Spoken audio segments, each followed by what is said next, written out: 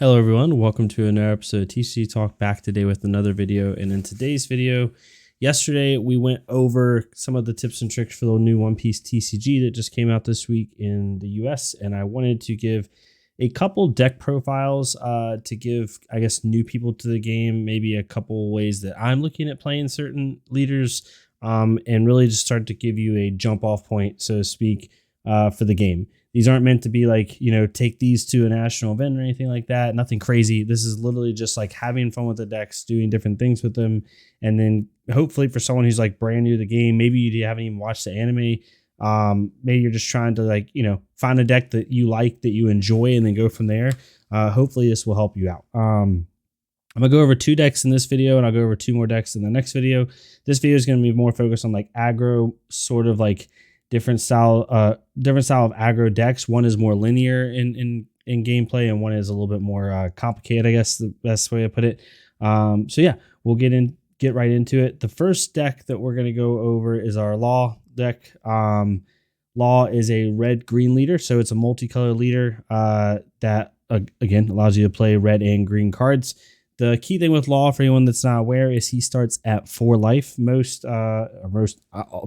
All leaders in the game that are not dual colored start at 5 life, like Zoro or Luffy or something like that, or Kid. But Law starts at 4 life. So the biggest thing with that is if you're going to start 1 life less when you only have 5 life, or 4 to 5 life to begin with, you want to make sure that you have a very potent deck that can make up for basically being at a 1 handicap to start the match. Law's ability reads that for 2 Dawn, so for 2 resources, once per turn, return, if you have 5 characters on the board, which is the max amount you're allowed to have, you may return one of your characters to the owner's hand and then play 1 character with a cost of 5 or less of a different color as a return character from your hand. So basically how it reads is like, if you get rid of a 1 cost green card, you can put down a 5 cost red. So anything that's 5 or less. So what it allows you to basically do is, for example, if I have a 1 cost Capone on the field, a 1 cost green Capone, and I bounce it up to my hand, I can then put down a 5 cost Luffy, or even if it's a 3 cost Zoro or something like that. So basically it allows you to make the most of your resources and swap out higher power cards in the mid to late game. What it also allows you to do is it allows you to take advantage of certain cards mechanics, which we'll get into in a second, that basically, like, a lot of the cards similar to Digimon in this game have on-play effects, as like the 5-drop Law basically reads that you're allowed to bounce a card from your play area and then put a new card down. And when you do that, it can be the same card. So there's different types of like interactions and effects you can do with this. So the whole point of this deck is it is an aggro based deck, I think, inherently, but it can be played in a combo style deck. Basically, if anyone in here has ever played Yu-Gi-Oh, it's similar to Yu-Gi-Oh, where I just keep doing a bunch of different chains until I kill you.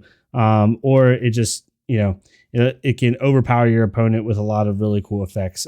Basically what we're doing is, on the red side of cards, we're using cards that have a lot of rest abilities. They force people to rest their cards, and maybe you get card managed that way by attacking their cards. Some of them, key ones, have blocker, like Tony has blocker, and we try to kind of slow down the game in that aspect.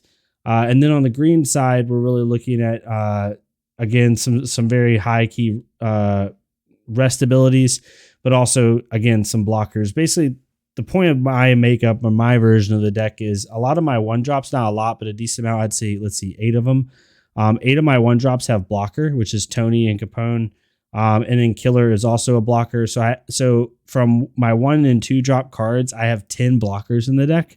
And then even Law, my 5-drop Law is blocker as well. So it allows me to like slow down my opponent if I need to in the early game, to be able to survive long enough to the mid to late game. Because what I'm trying to do, at least with this deck, is use Zoro's rush ability and Law's ability for me to basically bounce Zoro, play him again, and then attack with him again, as well as Luffy, putting him on as a reduced cost in order to win the game. Basically, Luffy and Zoro are your red rush characters, and what you're wanting to do is use Law's ability to bounce a low cost green card like Capone or even Killer, and then put Luffy down for 2 Dawn, basically. So basically you're playing a 5 cost, 6,000 power Luffy for 2 resources, essentially. And then Zoro, what his ability allowed to do is he has Rush. So, if you put Zoro down, swing with him, then put Law down, Law on Play's ability allows you to bounce a card from your play area and put it back down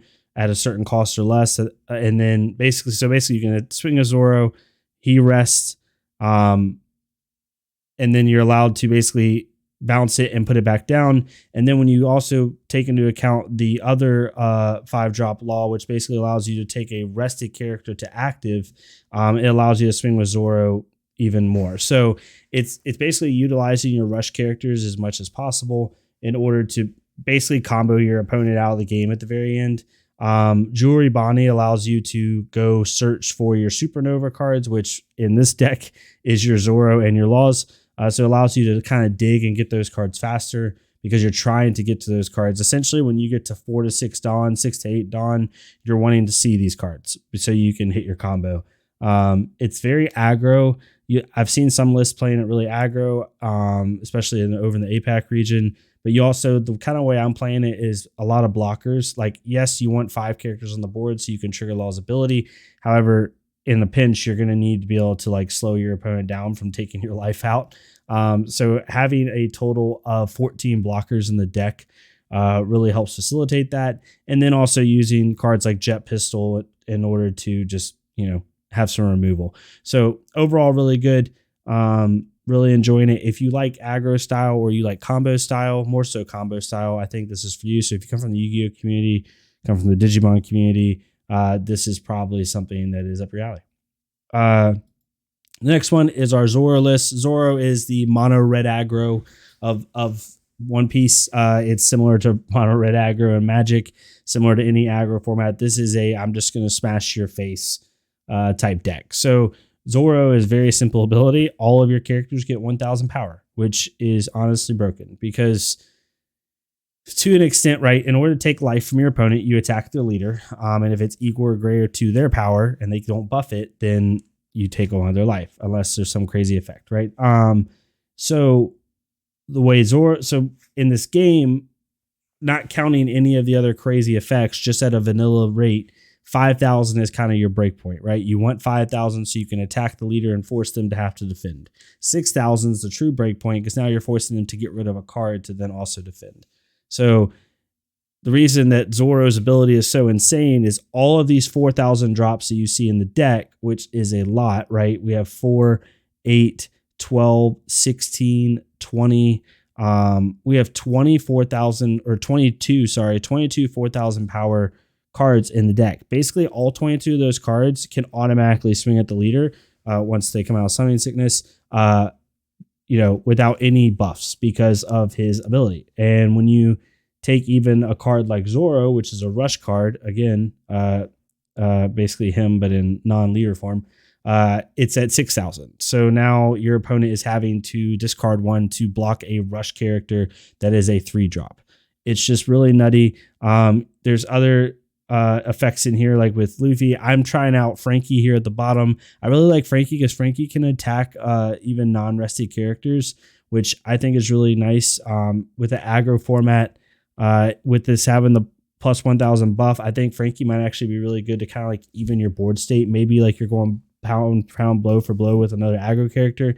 Let's say they have a 5,000 power Zoro on the field. Maybe you're going against a Red Mirror or something like that. Or even like a Luffy. If you can buff up Frankie 1,000 and then attack Luffy, like you can kill it, right? It has some really cool effects. And some of these just vanillas, right? Like Vivi and Sai are 4,000 power, but with Zoro's ability, they're 5,000. I'm also have Sanji in here, a 2-drop 4,000 power with Rush, which is 5,000 with Zoro's ability. So now you have between Sanji and Zoro, you have 8 rush cards that automatically can swing at the leader the second they come in with no buffs. So pretty crazy, pretty nutty. This is obviously going to be, I think if you're playing in a local store environment and you're not playing with just the starter decks and people are actually making decks, I personally think in a US meta, this is the number one deck you're going to see. Again, I'm still learning and trying to figure out a bunch of different decks. So this isn't like the end all be all. I'm not saying it's going to be the best deck in the format. I think that the kid deck's going to be probably the one that people will gravitate around. However, I think that this is a very linear deck and very easy to play, and it's just good, right? So I think a lot of newer players are going to be like, oh, I'll just go with Zoro because it makes the most sense to go with Zoro, right? You automatically, you can just apply so much pressure. So yeah, let me know what you think of these two. These are both aggro based, right? Like we have the Zoro, and then we also have Law. Law being a more combo, Zoro being more aggro. But Law obviously has an aggro-s play style. I think Law is going to be really cool because it's going to reward you for learning how to play the deck correctly. And I think Law, if you can learn how to get to your combo pieces, just could be a real menace. And there has been some Law winners over in the APAC region. There's also been a lot of Zoro winners. So I think Law, Zoro, Kid, and Luffy are probably like your top four. There might be some purple control kind of hanging out, but for the most part, those are your top four. So next video, I'm going to go over my Kid deck and my Luffy deck to kind of just give y'all a jumping off point. And again, these two decks are not meant to be like end all be all, go win your regional tournament with these decks. I'm going to be trying a bunch of different cards. Like these lists for me are going to change over the next couple of weeks. Like this is just to give you a jumping off point as you bought your first couple of boxes, you bought your first couple of starter decks, and you're just trying to make some decks to have some fun. So definitely let me know what you think. I'm really enjoying the game. I'm still learning it a lot. If you want to see more One Piece content like this, hopefully if you're new to the channel, I'll be doing a lot of One Piece content. I do Flesh and Blood content as well. And then I sprinkle in some like Digimon and other different types of stuff, My Hero Academia when I can. But I'm really going to be getting into One Piece here in the channel. So if you're a Flesh and Blood follower, don't worry. I'm not going to like stop doing Flesh and Blood content, but I really challenge you to try this game out. I think you'll really enjoy it. It's one of the better mechanical TCGs I've played in a while. So hopefully you did like this. If you did, please leave a like, comment, subscribe. If not me, it's totally fine. Go to our Flesh and Blood creator or another card game creator and leave a like, comment, subscribe on their stuff so we can get more people seeing these games. Drop a follow down the Discord down below if you want. I would really appreciate it. Whether you're a Flesh and Blood creator or player or One Piece, whatever it may be, I'm gonna be making more channels for more card games in the Discord. We have over 270 members, so we're doing really well. I'll also leave a link to these decks down below so you can kind of take a look at them. Let me know what suggestions you'd have. If there's anyone here that's more experienced One Piece player, definitely give me the suggestions. I'm all for it. I'm gonna be trying as many cards as possible and just having fun with it. Yeah, hopefully you have a good rest of your week, and I'll see y'all next time on TC Talk. Thank y'all so much.